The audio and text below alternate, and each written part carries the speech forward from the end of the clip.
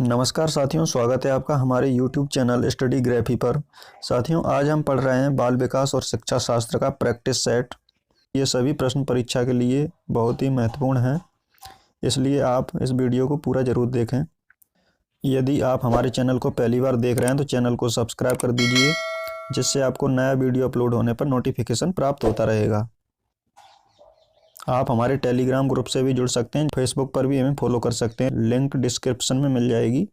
यदि आप हिंदी, पर्यावरण, बाल विकास, शिक्षा शास्त्र के संपूर्ण प्रैक्टिस सेट देखना चाहते हैं तो वीडियो के प्लेलिस्ट में जाइए, वहां पर आपको सारी प्लेलिस्ट मिल जाएंगी, वहां से आप उन्हें देख सकते हैं।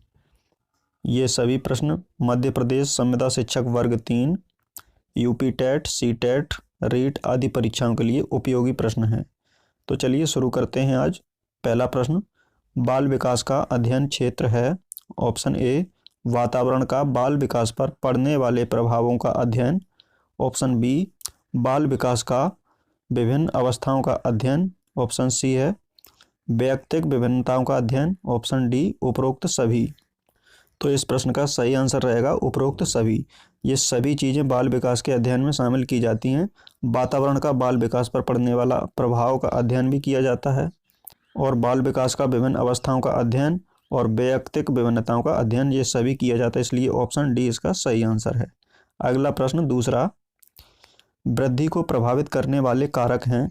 ऑप्शन दिए हैं, ए पर्यावरण, बी आहार, सी स्वास्थ्य, डी ये सभी। का आंसर भी ऑप्शन डी सही है, ये सभी। पर्यावरण, आहार और स्वास्थ्य ये वृद्धि को प्रभावित करने वाले मुख्य कारक हैं। अगला प्रश्न तीसरा, निम्न में से कौन सा कथन बच्चे के विकास में परिवेश की भूमिका का समर्थन करता है।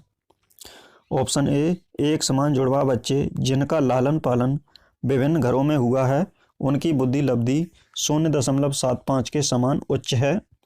ऑप्शन बी, पिछली कुछ दशाब्दियों में बुद्धि लब्धांक परीक्षा में शिक्षार्थियों के औसत प्रदर्शन में लगातार वृद्धि हुई है। ऑप्शन सी, शारीरिक रूप स्वस्थ बच्चे अक्सर नैतिक रूप से अच्छे पाए जाते हैं। ऑप्शन डी, कुछ शिक्षार्थी सूचनाओं का जल्दी प्रक्रमण करते हैं, जबकि उसी कक्षा के अन्य विद्यार्थी ऐसा नहीं कर पाते।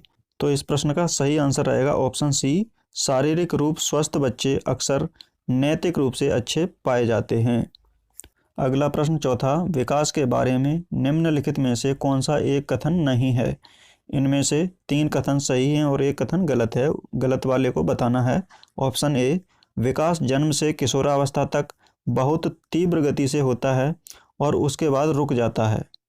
ऑप्शन बी दिया है, विकास जन्म से किशोरावस्था तक आगे की ओर बढ़ता है और फिर पीछे की ओर हो जाता है। अगला विकल्प सी, विकासात्मक परिवर्तन एक सीधी रेखा में आगे जाता है।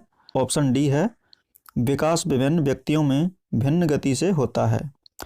तो इस प्रश्न का सही आंसर रहेगा ऑप्शन बी, विकास जन्म से किशोरावस्था तक आगे की ओर बढ़ता है और फिर पीछे की ओर हो जाता है। अगला प्रश्न पढ़ते हैं। अगला प्रश्न पांचवा, आर्यव तर्क देता है कि भाषा विकास व्यक्ति की नैसर्गिक प्रवृत्ति से प्रभावित होता है, जबकि सोनाली महसूस करती है कि यह परिवेश से प्रभावित होता है। आर्यव और सोनाली के बीच यह चर्चा किस विषय में है। ऑप्शन ए, चुनौतीपूर्ण तथा संवेदनशील भावना। ऑप्शन बी, स्थिरता तथा अस्थिरता पर बहस। ऑप्शन सी, सतत तथा असतत अधिगम। ऑप्शन डी, प्रकृति तथा पालन पोषण पर वाद विवाद। तो साथियों, प्रश्न 5 का सही आंसर रहेगा इसका ऑप्शन डी, प्रकृति तथा पालन पोषण पर वाद विवाद। अगला प्रश्न 6, सामाजिक मूल्यों में बदलाव को इसके लिए जिम्मेदार ठहराया जा सकता है। ऑप्शन ए, असमानता को कम करना। बी, सामाजिक परिवर्तन। सी, सामाजिक गतिशीलता। डी, संस्कृति का संचरण। प्रश्न 6 का सही आंसर रहेगा ऑप्शन बी, सामाजिक परिवर्तन। सामाजिक परिवर्तन सामाजिक मूल्यों में बदलाव के लिए जिम्मेदार ठहराया जा सकता है। अगला प्रश्न 7, बच्चों के सामाजिक विकास को प्रभावित करने वाले कारक हैं। ऑप्शन ए, वंशानुगत तत्व। ऑप्शन बी, सामाजिक परिवेशजन्य तत्व। ऑप्शन सी, आर्थिक तत्व। ऑप्शन डी शारीरिक तत्व। इसका सही आंसर है ऑप्शन बी सामाजिक परिवेशजन्य तत्व। अगला प्रश्न 8, मानसिक संरचनाएं जो चिंतन के निर्माण प्रखंड हैं, इसके लिए पियाजे ने किस शब्द या पद का प्रयोग किया है? ऑप्शन दिए हैं, ए परिपक्वन प्रखंड, बी जीन, सी स्कीमा या अवधारणाएं, ऑप्शन डी विकास का क्षेत्र। प्रश्न 8 का सही आंसर है ऑप्शन सी स्कीमा या अवधारणाएं। स्कीमा शब्द का पियाजे ने प्रयोग किया था। अगला प्रश्न 9, पियाजे के अनुसार 2 से 7 वर्ष के बीच का एक बच्चा संज्ञानात्मक विकास की अवस्था में है। ऑप्शन ए पूर्व संक्रियात्मक, बी मूर्त संक्रियात्मक, सी औपचारिक संक्रियात्मक, डी संवेदी गतिक। प्रश्न 9 इसका सही आंसर रहेगा ऑप्शन ए पूर्व संक्रियात्मक। जीन पियाजे के अनुसार 2 से 7 वर्ष के बीच का एक बच्चा पूर्व संक्रियात्मक विकास की अवस्था में होता है। अगला प्रश्न 10, अधिगम का क्रिया प्रसूत अनुबंधन सिद्धांत किसके द्वारा दिया गया था? Option A Thorndike, option B Tolman, option C Pavlov, option D Skinner. इस प्रश्न का सही आंसर है ऑप्शन डी स्किनर। स्किनर ने अधिगम का क्रिया प्रसूत अनुबंधन सिद्धांत दिया था। अगला प्रश्न 11, यदि पूर्व ज्ञान व अनुभव नए प्रकार के सीखने में सहायता करते हैं तो उसे कहते हैं? ऑप्शन ए प्रशिक्षण स्थानांतरण, ऑप्शन बी सकारात्मक प्रशिक्षण स्थानांतरण, ऑप्शन सी सीखना, ऑप्शन डी नकारात्मक प्रशिक्षण स्थानांतरण। इस प्रश्न का सही आंसर है ऑप्शन बी सकारात्मक प्रशिक्षण स्थानांतरण। अगला प्रश्न 12, अनुभव द्वारा व्यवहार में परिवर्तन कहलाता है। इसमें पूछ रहा है कि अनुभव के द्वारा जो परिवर्तन होता है उसे क्या कहते हैं? ऑप्शन ए प्रेरणा कहते हैं, ऑप्शन बी सीखना, ऑप्शन सी चिंतन, ऑप्शन डी स्मृति। इन 4 में से ऐसा कौन व्यवहार है जो व्यवहार में अनुभव द्वारा परिवर्तन लाता है? इसका सही आंसर है ऑप्शन बी सीखना। सीखना अनुभव द्वारा व्यवहार में परिवर्तन कहलाता है। अगला प्रश्न 13, प्रायः लड़कियां गणित में कमजोर होती हैं, यह ऑप्शन ए सत्य धारणा है, ऑप्शन बी लैंगिक पूर्वाग्रह पर आधारित धारणा है, ऑप्शन सी अनुसंधान आधारित धारणा है, ऑप्शन डी उपर्युक्त सभी। यह एक लैंगिक पूर्वाग्रह पर आधारित धारणा है। अगला प्रश्न 14, इस पर अत्यधिक वाद विवाद होता है कि क्या लड़कों एवं लड़कियों के योग्यताओं का विशिष्ट समूह उनके आनुवांशिक घटकों के कारण होता है? इस संदर्भ में निम्नलिखित में से आप सबसे अधिक किससे सहमत हैं? ऑप्शन ए लड़कियों को सेवा भाव के लिए सामाजिक रूप से तैयार किया जाता है, जबकि लड़कों को रोने जैसा संवेग प्रदर्शित करने के लिए हतोत्साहित किया जाता है। ऑप्शन बी लड़के सेवा भाव वाले नहीं हो सकते क्योंकि वे जन्म से इस प्रकार के होते हैं। ऑप्शन सी यौवनारंभ के बाद लड़के और लड़कियां एक साथ नहीं खेल सकते क्योंकि उनकी अभिरुचियां पूर्णतः विपरीत होती हैं। ऑप्शन डी सभी लड़कियों में कला विषयों के लिए अंतर्निहित प्रतिभा होती है, जबकि लड़के आक्रामक खेलों में बेहतर प्रदर्शन के लिए आनुवांशिक रूप से तैयार होते हैं। तो साथियों प्रश्न 14 का सही आंसर रहेगा ऑप्शन ए लड़कियों को सेवा भाव के लिए सामाजिक रूप से तैयार किया जाता है, जबकि लड़कों को रोने जैसा संवेग प्रदर्शित करने के लिए हतोत्साहित किया जाता है। अगला प्रश्न 15, कक्षा में विद्यार्थियों के वैयक्तिक विभेद, इसमें वैयक्तिक विभेद बताना है।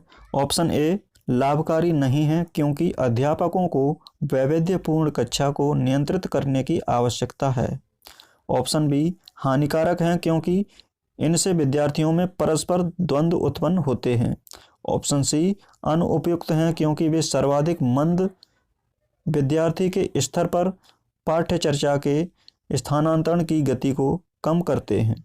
ऑप्शन डी लाभकारी हैं क्योंकि ये विद्यार्थियों की संज्ञानात्मक संरचनाओं को खोजने में अध्यापकों को प्रवृत्त करते हैं। इसका सही आंसर है ऑप्शन डी लाभकारी होते हैं क्योंकि ये विद्यार्थियों की संज्ञानात्मक संरचना को खोजने में अध्यापकों को प्रवृत्त करते हैं। अगला प्रश्न 16, अधिगम में आकलन किस लिए आवश्यक होता है? ऑप्शन ए ग्रेड एवं अंकों के लिए, ऑप्शन बी जांच परीक्षण के लिए, ऑप्शन सी प्रेरणा के लिए, ऑप्शन डी पृथक्करण और श्रेणीकरण के उद्देश्य को प्रोत्साहन देने के लिए। प्रश्न 16 का सही आंसर है ऑप्शन सी प्रेरणा देने के लिए। अधिगम में आकलन प्रेरणा देने के लिए आवश्यक होता है। अगला प्रश्न 17, ग्रेड अंकों से कैसे अलग है? ग्रेड अंकों से कैसे अलग है? यह प्रश्न निम्न में से किस प्रकार के प्रश्नों से संबंध रखता है? ऑप्शन ए विश्लेषणात्मक प्रश्न, ऑप्शन बी मुक्त अंत प्रश्न, ऑप्शन सी समस्या समाधान प्रश्नों से, या ऑप्शन डी अपसारी प्रश्नों से। प्रश्न 17 का सही आंसर है ऑप्शन ए विश्लेषणात्मक। अगला प्रश्न 18, व्यक्तित्व विकास में एक महत्वपूर्ण भूमिका निर्वाह करता है। ऑप्शन ए आनुवांशिकता और वातावरण का मिश्रण, बी परीक्षाओं की संख्या, ऑप्शन सी आनुवांशिकता, ऑप्शन डी वातावरण। प्रश्न 18 का सही आंसर है ऑप्शन ए आनुवांशिकता और वातावरण का मिश्रण व्यक्तित्व विकास में एक महत्वपूर्ण भूमिका निर्वाह करता है। अगला प्रश्न पढ़ते हैं। प्रश्न 19, विपिन एक दिवास्वप्न है और पुस्तकों को पढ़ने में रुचि रखता है और गैर मित्रों से अपने विचार प्रस्तुत नहीं कर सकता। यह व्यक्तित्व का कौन सा प्रकार है? इसमें व्यक्तित्व का प्रकार बताना है। ऑप्शन ए अंतर्मुखी, ऑप्शन बी खिलाड़ी प्रवृत्ति, ऑप्शन सी मध्यमुखी, ऑप्शन डी बाह्यमुखी।